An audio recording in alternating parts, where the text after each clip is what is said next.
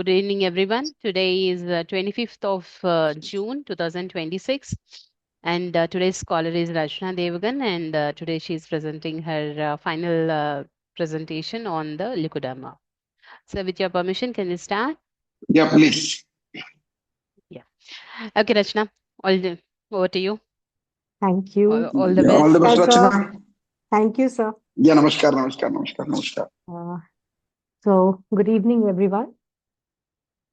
With the blessings of my parents and my teachers, and with the well wishes of my friends and my colleagues, I am hereby giving my final presentation in this series. And the topic today, what I am covering, is leukoderma, symptoms, causes, and the astrological remedies through naturopathy. Now, in today's presentation, in brief, I will be explaining what leukoderma is, as continued from my last two sessions, and how it is caused, its symptoms, then types of leukoderma, and how we can treat them astrologically and through naturopathy using the chart analysis. So, first, let me introduce myself. I'm Rachna Devgun, and I'm an aspiring student of astrology. Right now, I'm pursuing my PhD from Vedic Science Research Organization, VISRO. About Vedic Science Research Organization, the origin of VISRO, that is the Vedic Science Research Organization, began in 2024 with a small yet meaningful dream that has steadily blossomed into a respected institution. The organization's vision reflected in its motto that we do not only teach astrology, but we make astrologers. It truly embodies its commitment to nurturing knowledge, research, and professional excellence in the field of astrology. The remarkable growth of VISRO has been made possible through the collective efforts of a dedicated team, visionary leadership under the guidance of Krishnakant sir, and hardworking co-scholars who continuously contribute to its mission.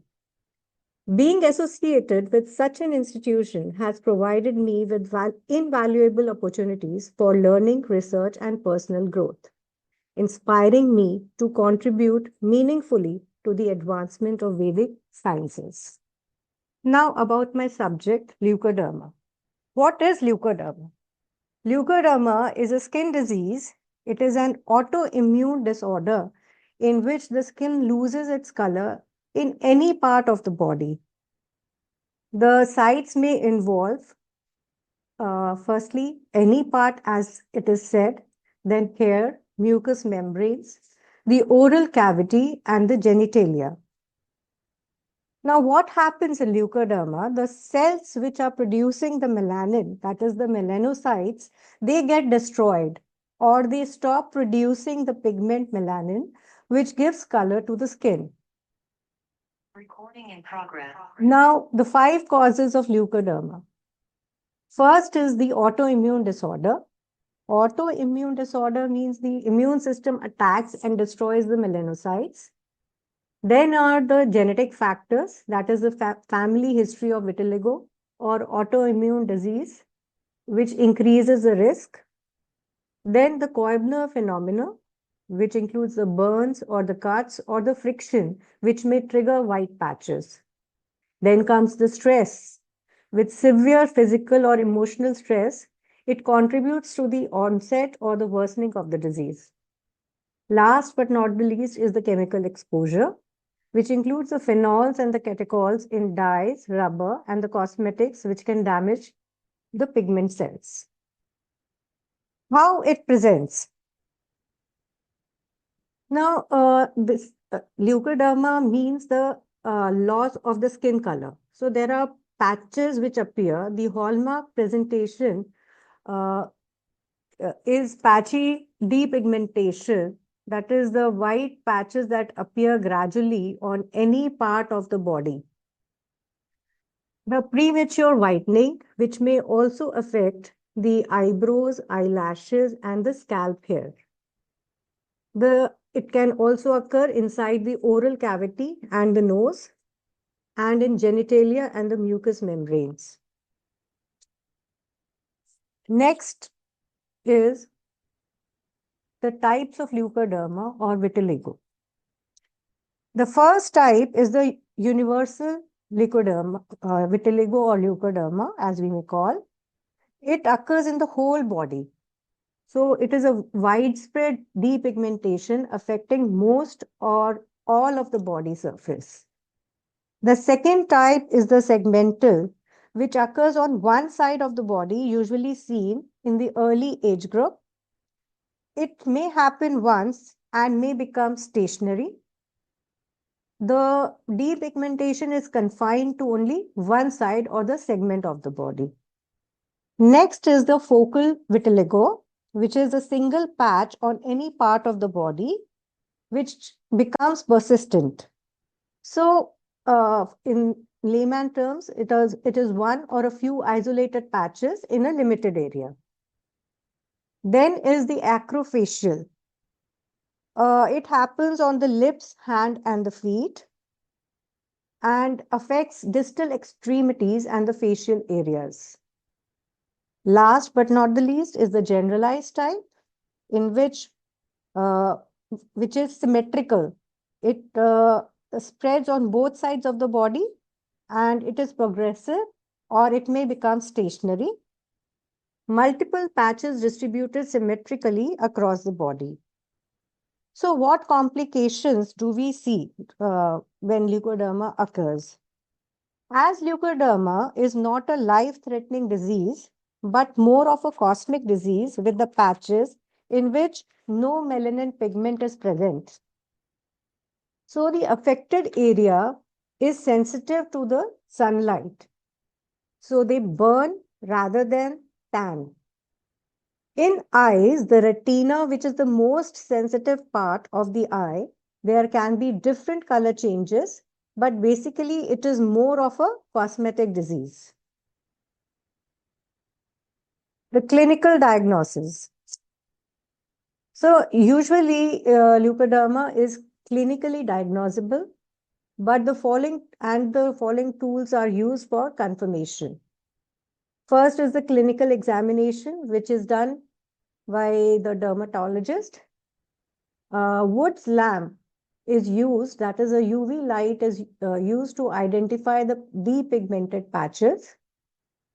Then assessment of the personal and the hereditary background is seen for the medical and the family history. Even blood tests are conducted, mainly for thyroid function and autoimmune screening. Lastly, skin biopsy. It is performed only when diagnosis is unclear.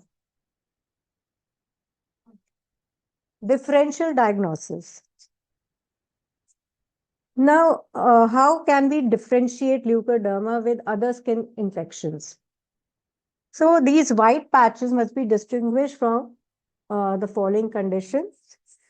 First is the chemical leukoderma, which is exposure to the industrial chemicals. Now, these industrial chemicals are the ones which we use regularly, such as bindi or kumkum, cosmetic, and very common footwear.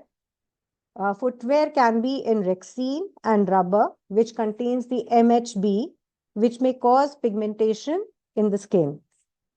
Usually, the chemical burns will be disfigured and will be blotchy type of white patches. So it is mainly caused by the exposure to the industrial chemicals, and they are typically blotchy and disfigured. The second type is pityriasis or the tinea versicolor. This is a fungal infection in which the yeast slowly changes the color of the skin to various colors. So it is called versicolor. And usually dark color skin will show more of white patches. And we can diagnose whether it is vitiligo or different by scraping the fungal test. So it is generally a fungal infection where yeast gradually changes the skin color. Next is the albinism. This is a hereditary condition And in this condition, since birth, there is a total loss of color, even hair, skin, eyes. So it is more of a genetic disorder. So here there is a congenital absence of melanin affecting the skin, hair, and the eyes. Next is the pityriasis alba, which is worm infestation, or we can call it as nutritional deficiency. It is well-defined patches which are usually seen on the face and even on the body. It is common in the children. So how do we approach a person with vitiligo? Basically, it is considered as an autoimmune disorder. So we should investigate other autoimmune disorders also, like hypothyroidism, diabetes, Addisonian disease, etc., just to rule out the other autoimmune disorders. Other nutritional deficiency tests like vitamin B12, vitamin D, iron, etc., should also be done. Next is the astrological perspective. In medical astrology, the skin conditions like leucoderma are often analyzed by examining the placements and aspects of the specific planets in an individual's birth chart. Planets such as Mercury, Venus, and Saturn are particularly significant, influencing the skin sensitivity, appearance, and the chronicity of the conditions. Now, as discussed in the earlier presentations, the main planets here involved are Mercury, which is associated with the nervous system and the skin. Its affliction can signify skin sensitivity or nerve-related issues impacting melanocytes. The second important planet is Venus, which governs the beauty and the skin appearance. Its challenging placements may reflect aesthetic concerns or dermatologically disharmony. Next is Saturn, which is often linked to chronicity, restrictive conditions, and long-term ailments. A strong malefic influence can suggest a persistent nature of the disease. Then Moon. Moon represents the emotions and the body fluids. Its adverse condition can point to psychosomatic factors or the imbalances affecting the skin health. We cannot ignore Rahu and Ketu. So Rahu, the north lunar node and a shadow planet, if associated then with ambition, desires, material success, and worldly experiences, may affect. Ketu, the south lunar node and a shadow planet associated with spirituality, detachment, wisdom, and liberation, these may be affected. The influence of the astrological houses. Now, these houses are considered from the Kala Purusha Kundli, that is the first house, which is the Lagna. It represents our self, body, and the physical appearance. An afflicted first house or its lord can indicate inherent health vulnerabilities. The sixth house governs the diseases, health issues, and the daily routine. Its connection to leucoderma suggests the nature and the course of condition. The eighth house, associated with the chronic illness, transformation, and regeneration. Significant planetary placements here might point to deeper, long-standing health challenges.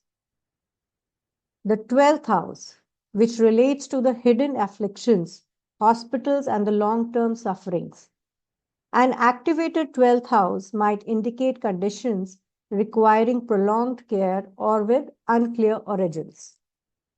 Now we'll be discussing all these planetary and house influences in the chart analysis. So this is a case study 1. And the Lagna here is Leo Lagna, where Moon and Mercury, both important planets, are placed in the Lagna. So before delving into the divisional charts, the D1 chart establishes the core biological vulnerabilities.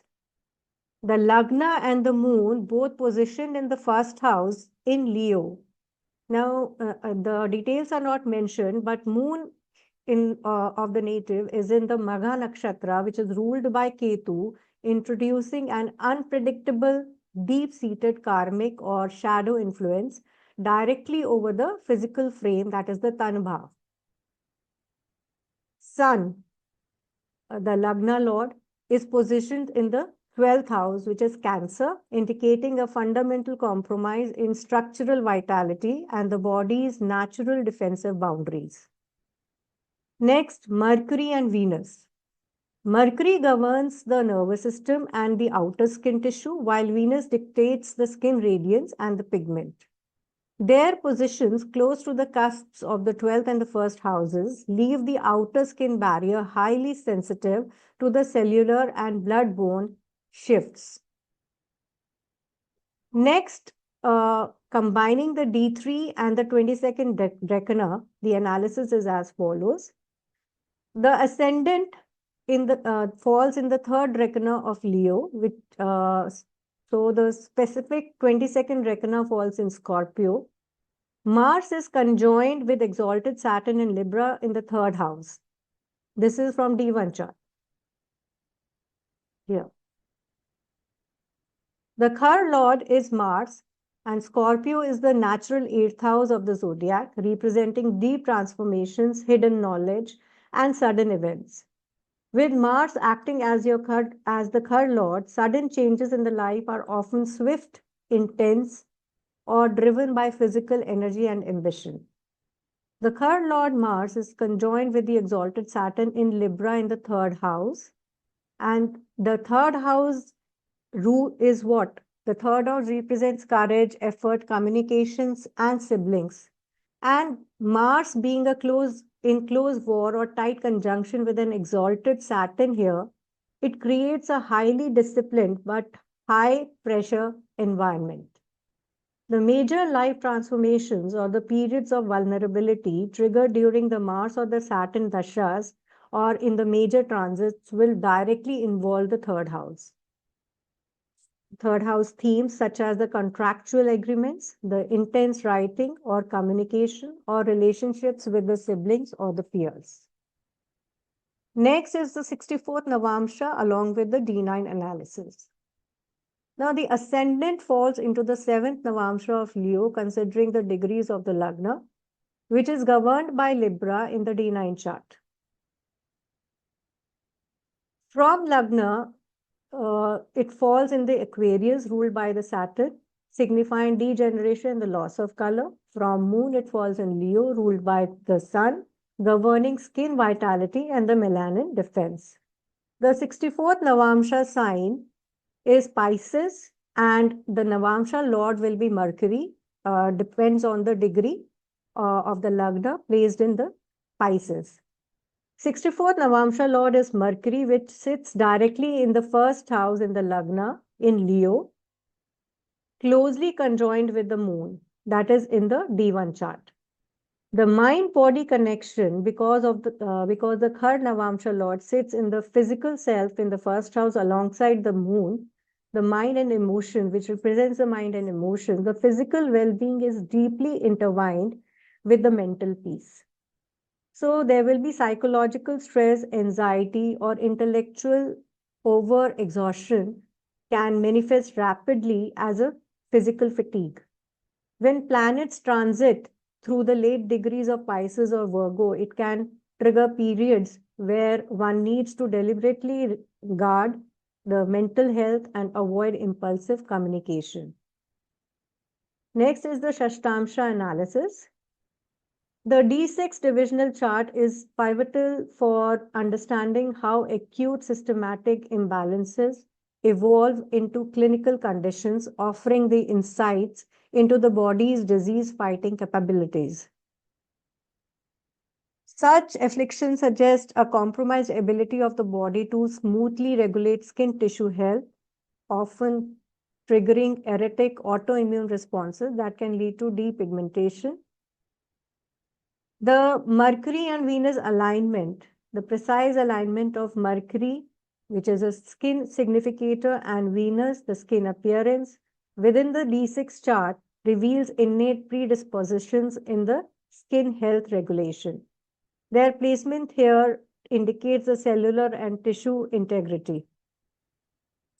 Afflicted Mercury, when Mercury in the D6 is conjunct with or aspected by the shadow planets, Rahu or Ketu, or occupies a Dusthana, 6th, 8th, or 12th, it signals significant challenges to the skin's well-being.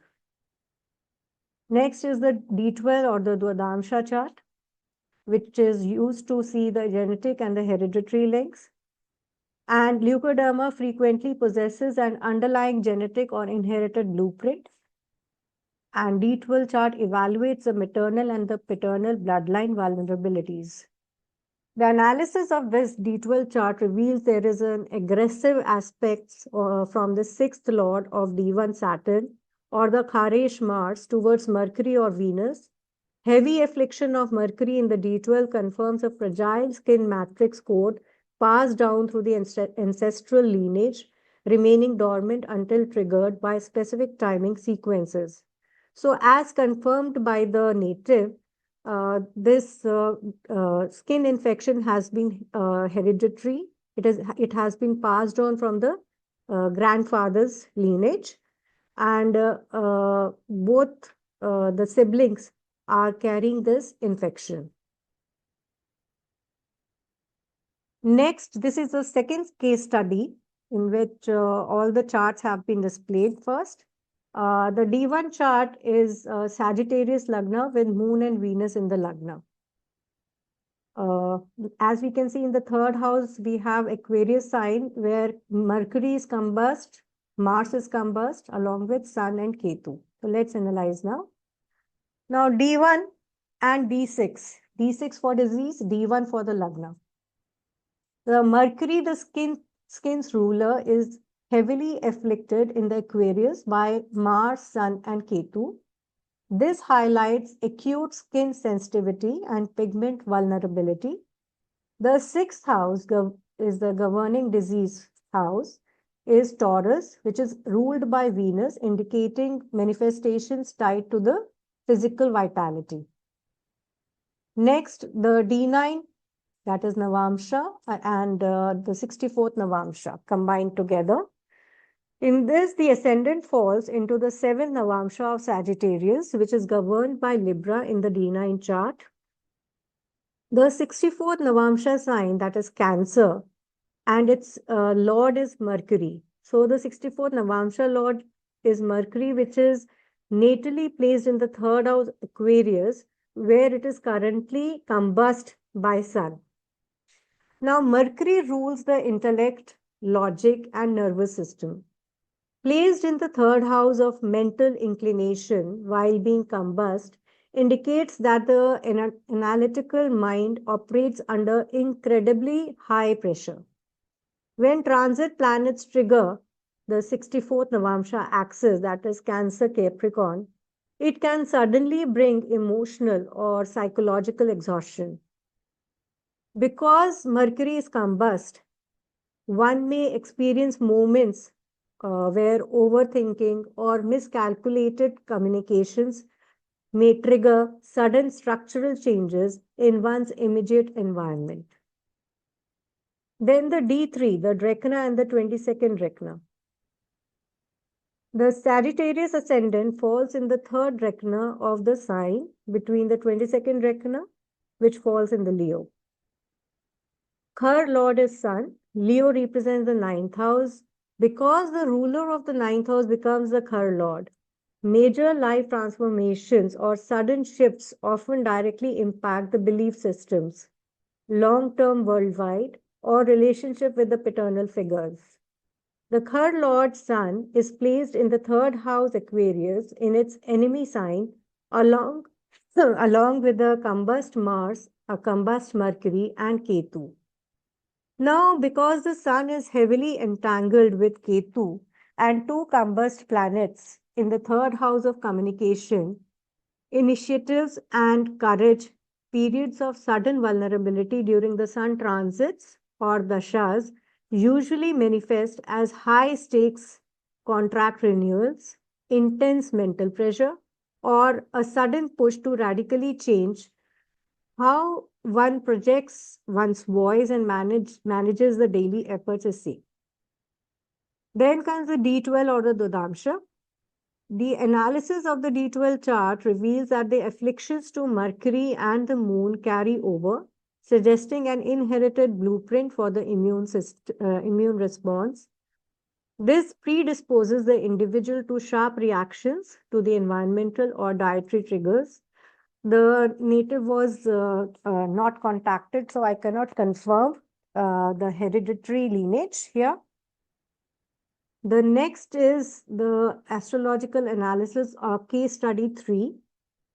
Here the D1 chart has a Taurus ascendant with Ketu in the Lagna. The Lagna in Taurus with Ketu grounds the analysis in physical vitality. However, Mercury in Aquarius, closely related to Saturn in the third house with the 5-9 relation, creates a dry, Vata imbalanced skin environment, hindering pigmentation.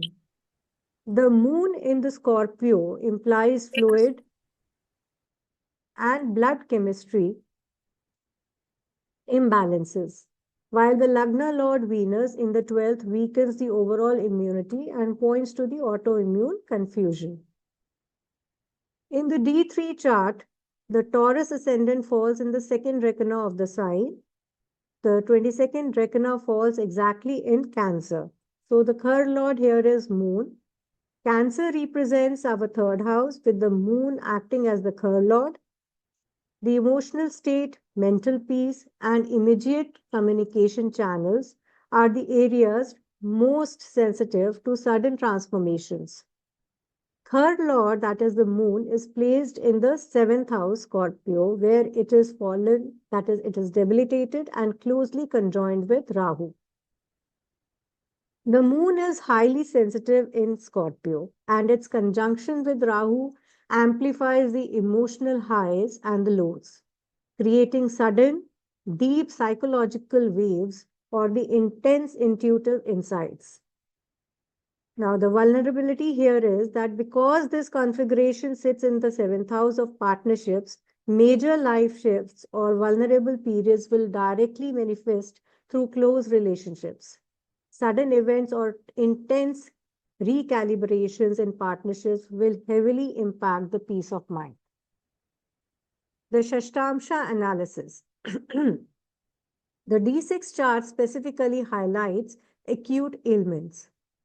If Mercury falls into the 6th, 8th, or the 12th houses of D6 or is closely conjunct with Rahu or Ketu, the potential for an autoimmune skin response, that is a key aspect of leucoderma, intensifies, suggesting the body's protective mechanisms, which may mistakenly target the skin cells. In this chart, Mercury is in the natural 6th Rashi, and it is also the lord of the 6th house, and it has been afflicted by Rahu and Ketu directly. In the D9 chart, that is the Navamsha analysis, the ascendant falls into the 5th Navamsha of Taurus, which is governed by the Taurus itself. So in the D9 chart, the 64th Navamsha sign is Sagittarius and its lord is Sun. The 64th Navamsha lord is Sun, which is natally placed in the 11th house, Pisces, in our D1 chart, conjoined with the combust Jupiter. So the 11th house, what is 11th house now? It governs the social circles, elder siblings, gains, cash flow, and long-term aspirants. With third Navamsha Lord Sun occupying this space alongside the 8th Lord Jupiter, which is combust, structural shifts or sudden changes often shake up the professional networks, friendships, or financial inflows. When major malefic planets transit through the late Sagittarius or the Pisces, it signals a period where one must be highly cautious with the speculative financial risks or the trust in large groups. Now, the D12 or the Dodamsha analysis. The leucoderma can have a genetic or a deep karmic component, and affliction to the 6th, 8th, or 8th house in D12, or the structural weaknesses of the D12 Lagna Lord through the association with Rahu or Saturn suggests a predisposition passed down through the ancestral lines and deeply embedded in the individual's physical blueprint, awaiting a trigger. The 6th Lord of D1 chart displays, which is displayed in the 3rd house of D12.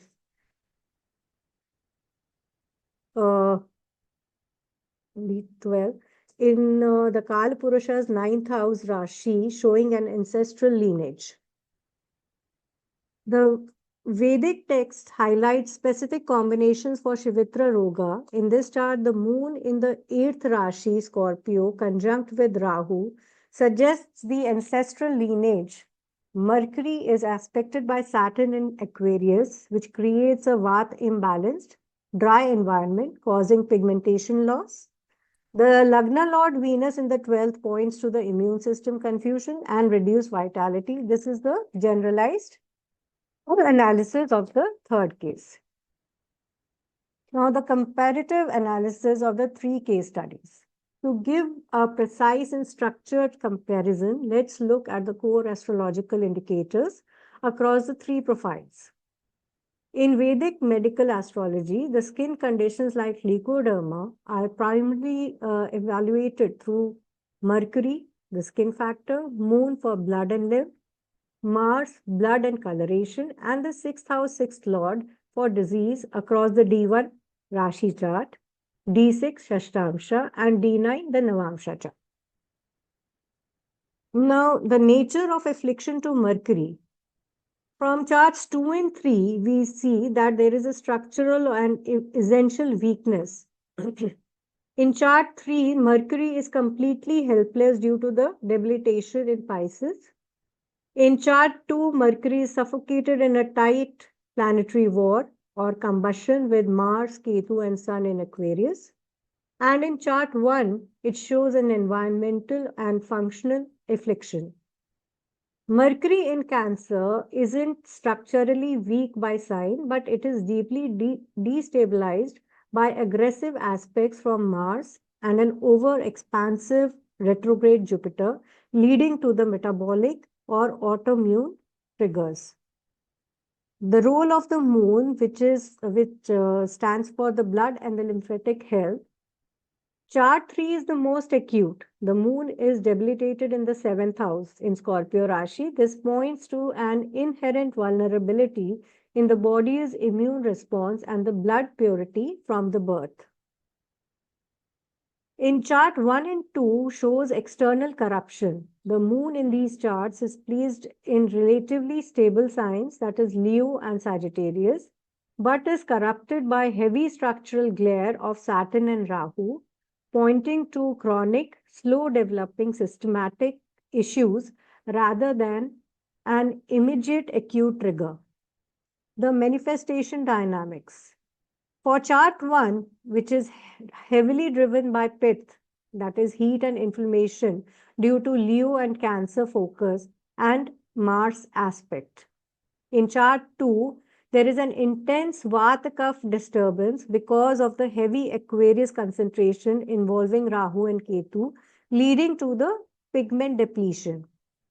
For chart 3, it is profound case of Kapha and Pitta, where imbalance centering on the Scorpio in the 7th house, causing autoimmune shifts that target melanin.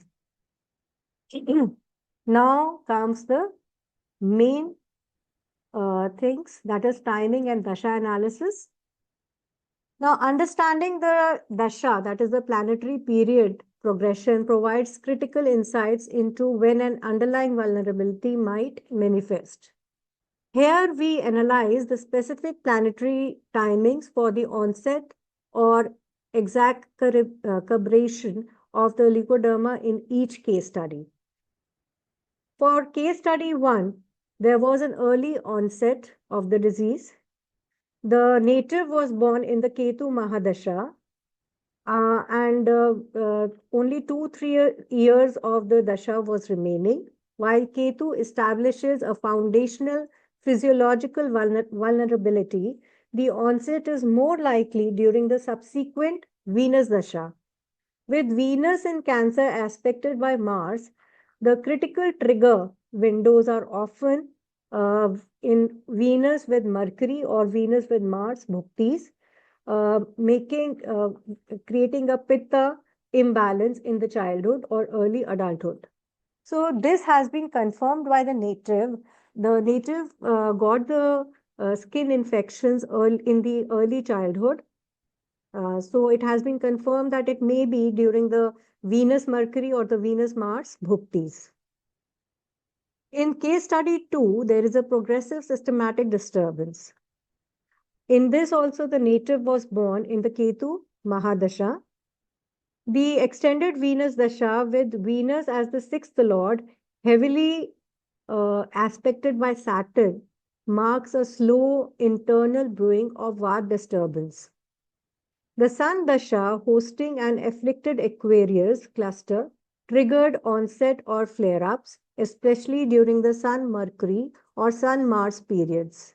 The Moon Dasha, with Saturn and Rahu aspects, led to the rapid pigment depletion during the Moon Rahu Bhukti. The native was not approached, so it has not been confirmed yet.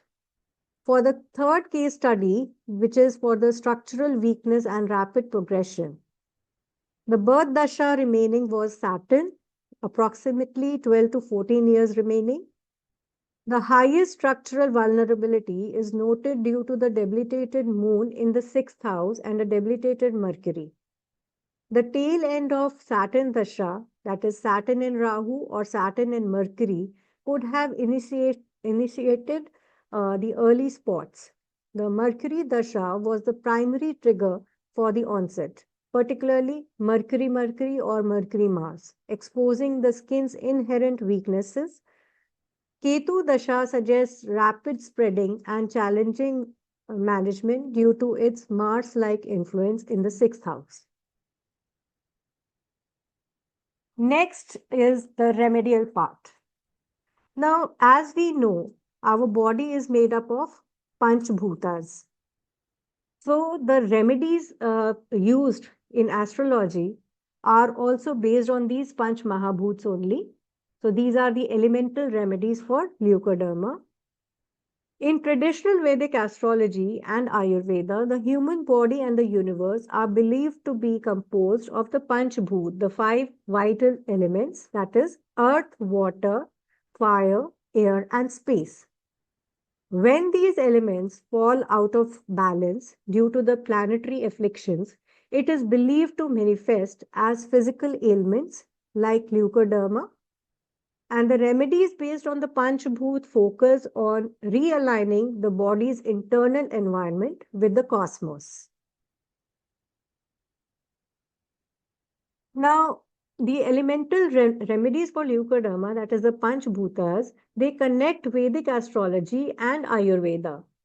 Each element links to the body system and suggests a simple balancing method. Now, first is the Prithvi element. The sequence is not, this is not in a sequence, because if we construct a Kala Purusha Kundli, we start with the first house 1, that is Aries, and the first trine is the Dharma trine, that is the Agni Tattva Rashi. So if we start with that, so let's take Agni first. Agni, the fire, supports the digestion, transformation, and pigmentation linked to the sun. So since it is linked to sun, so the remedial part may be we can do Surya Namaskars, or the body can be exposed to the sun in the early hours of the morning. Then we can light ghee lamps, or mild digestion boosting spices can be introduced in our diet. Then comes the second trine, that is the earth trikon, 2, 6, 10 rashis, which are the Prithvi Tattva. So this supports the stability, structure, and skin linked to the Mercury. So barefoot walking on the grass, since it is Agni Tattva, we have to be in touch with the ground. So barefoot walking helps a lot. Then there is mud therapy, and root vegetables can be used, and grounding foods can be introduced in our diet. Next are the dual signs, that is the Jal Tattva, the Vayu Tattva, that is 3, 7, and 11. Dual signs, it is not a dual sign, only 3 is the dual sign. So for the Vayu Tattva, that is the third triangle, Kama Trikona. So it supports movement, the nervous system, and the cellular communication, which is often linked to Saturn or Rahu. So for this, since Vayu is involved, the main purpose in healing will be by doing pranayams or yogasanas. Then taking fresh air and ventilation is a best remedy. Then time in unpolluted surroundings. So we can change our place, go to where more greenery is present, because inhalation of fresh air is important. Then is the fourth trikon, that is the Moksha trikon, that is the Jal Tattva, 4812, which supports the fluids purification and immunity linked to the moon and Venus. So drinking water from a copper vessel may help. Then solarized water in blue or green glass, or herbal baths with neem or turmeric. They are also very helpful. Next is the most important Akash Tattva, which is omnipresent. So Akash Tattva is the space or the ether. It supports the mind and the subtle healing linked to Jupiter. So Akash Tattva, with this, we can associate mantra chanting, mantra related to all the planets which are afflicted or which are debilitated, or which need to be made stronger. Then fasting, upavasa, and quiet meditation. These are some remedial parts. Now, according to the astrological basis. So in astrology, the remedies are these are the supporting remedies. So they should be performed along with the medical for support. Now the sixth house and the house lord. Sixth house is for the disease. So sixth house lord should be connected to. If it is connected to moon or the watery sign, then one should use the homeopathy medicines. If sixth house and the sixth house lord is connected to earthy signs, that is 2, 6, 10, then Ayurvedic medicines should be taken. And for airy, that is 3, 7, 11, and fiery, 1, 5, 9, allopathy medicines are recommended. Next, second step is to see where the sixth lord is placed. So that placement should also be preferred. The second part is the 10th house. Now, in our Kala Purusha Kundli, the 10th house is the Karma Bhav. So what we say is the 10th house is the house of clearance. That is the karma clearance point. So that should also be considered equally. So to perform astrological remedies, we have to consider the 10th lord, where it is placed for our karma clearance. And if that is in the earthy sign or airy sign or fiery sign or watery sign, the medicine related to it should be taken. Now, some remedies for our chart, the case studies we have discussed. For case study 1, the 6th house is Capricorn, which is ruled by Saturn, and Saturn is exalted in Libra in an airy sign. So to balance this, practices that engage air element are recommended. Using incense sticks, that is dhupa, or the aromatherapy soothes the nervous system and clears the energetic space, aligning with the Libra's subtle nature. Along with it, allopathy medicines will be the best for the healing purposes. The 10th house is Taurus. It is ruled by Venus, and Venus is placed in Cancer, which is a watery sign. And water represents dilution, memory, and emotion.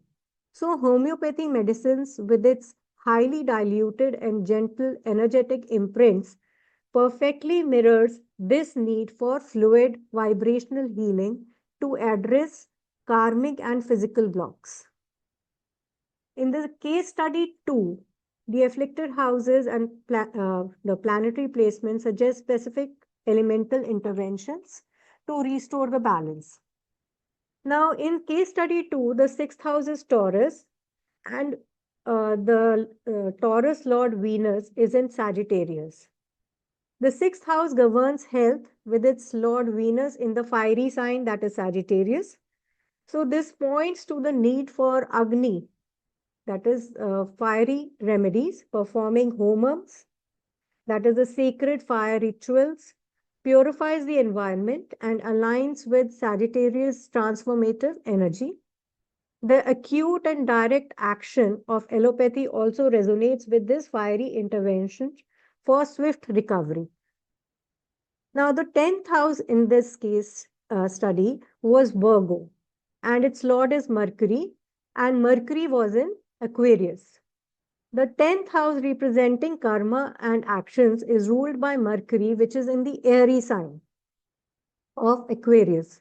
This suggests a focus on Vayu remedies using again incense sticks, that is dhupa, engaging the air element, clearing the mental sphere and creating a conducive environment for mental clarity. This also complements allopathy's structured approach to health.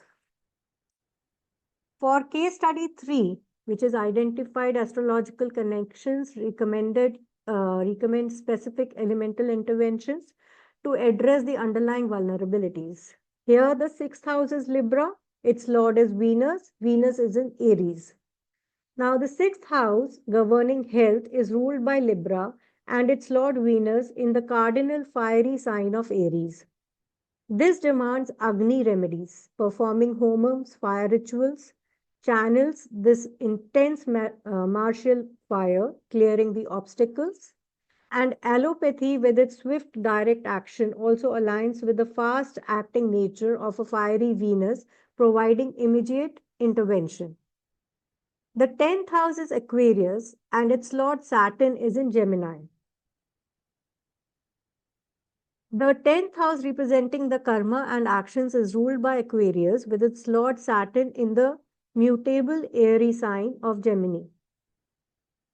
This indicates a focus on Vayu or air remedies. Using incense sticks, dhupa engages the air element, dispersing heavy metal energy and clearing psychic space. Allopathy also complements this due to Gemini's analytical clinical nature, favoring the scientific health management. Now, these are for the case studies. Other remedies may also be performed, like if in a chart Mercury is severely afflicted or very weak, then mantra therapy can be done.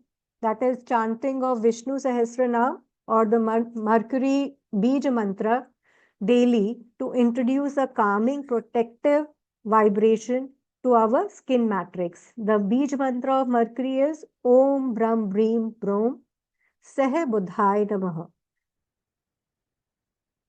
Secondly, Mercury represents our green color also. So we can say we can give a green charity.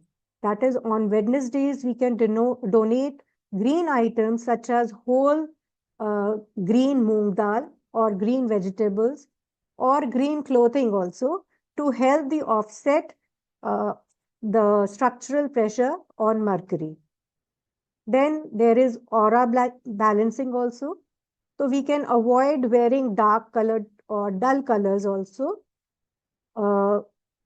this may amplify the dryness of Saturn also. And if there is Saturn is afflicting Mercury, so it will amplify the Saturn's dryness energy on Mercury. Then we can lean towards soft emerald greens, pastels, and soothing whites. Then there is a gut-skin axis in Ayurveda. Mercury rules the analytical processing of the gut. So to keep the digestion pristine, we can avoid conflicting foods like consuming milk products alongside sour fruits or citrus fruits, which can trigger the skin flare-ups. Then, as we discussed earlier, copper and water. We can drink water stored overnight in a copper vessel to balance the pitta and the vata elements affecting the skin cells, ensuring that it is done in moderation. Now, if Venus is afflicted, so for Venus, we can keep a clean silver item in our pocket or wear a silver ring to strengthen the Venusian energy. We can also donate white items like milk, rice, or white flowers to the temple or do charity on Fridays. Even ladies can wear silk saris on Friday. Then for Ketu, worshipping of Lord Ganesha will benefit a lot. For sun, in the early morning, the mild sunlight exposure that is before 8 a.m. for 10 to 15 minutes helps stimulate the melanin production, aligning with the solar energy healing. For Mars, consume cooking non-acidic herbs like neem or aloe vera juice daily. This should be done while consulting an Ayurvedic practitioner. We can also chant Hanuman Chalisa or simple Mars mantra Om Kram Kreem Krom Sehe Bhaumaya Namaha on Tuesdays to channel the energy away from the physical ailments. For Saturn, as we all know, we can walk barefoot if Sade Sati, Ardha Ashtam Shani, or Ashtam Shani is going on. It is preferable that one should not wear slippers. Then second remedy is washing of the toilets. So these are some basic remedies which can be used. Now, strengthening of the planets should be done mainly by looking at the charts only, because if the planet is placed in some dusthanas and we are doing remedy for that planet, it may activate those houses also. So everything should be considered first and then applied. Thank you so much for listening. This was my presentation, and I now move on to Sir. Yes, Rachna, that was wonderful, sir. Your feedback, please, before we proceed to the questions. Yeah, it's a good one. Very good kind of thing. With a couple of if and buts, but still it's a very good point. We'll definitely, like you can ask the from the team. Yes. From team Any, yes. So any more questions from the audience? Yeah, Praveer. Yes, ma'am. रचना जी बहुत बहुत अच्छा किया आपने Thank you, that Praveer. detailed explanation जा रहा था D1 D3 D6 and D12 का बहुत अच्छा है और would like to say good keep it good work and go ahead please. Thank you. Thank you, sir. सूरज जी. प्रणाम सभी को. रचना जी ने बहुत ही सुंदर तरीके से सभी ग्रहों को लेकर सभी ने साथ में सभी विद्याओं को जैसे एलोपैथी, होम्योपैथी, आयुर्वेदिक सभी विधाओं को लेकर बहुत ही सुंदर तरीके से समझा. इसलिए मैं उनको हार्दिक बधाई देती हूँ. धन्यवाद. नमस्कार ma'am. Thank you so much ma'am. आपकी ब्लेसिंग्स हमेशा हमें चाहिए. Thank you so much for supporting us. Thank you, Suraj ji.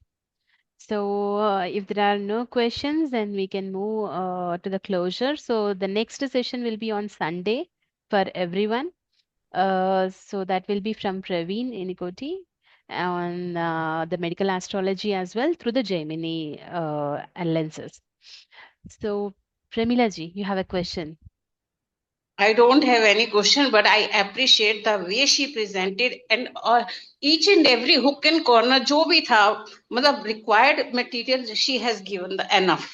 मतलब कोई किसी को ऑप्शन नहीं छोड़ा कहीं लूप होल के भी कोई कुछ पूछ ले she has given all the things in detail. Thank you Very so good. much, Very Pramila. good presentation. Very good presentation. Thank you. Good one. So that's it. Thank you so much, Rachna, and all the best and congratulations as well. Thank you, Archana ji. Congratulations, आपका Rachna. Thank you. Congratulations. Archana ji का सबसे ज्यादा thanks. ये इतना effort put करती हैं सबको एक साथ करने में, तो that is commendable. Thank you Archana, thank you sir, Always, thank you, always. Thank you. appreciate your efforts. Thank you so much.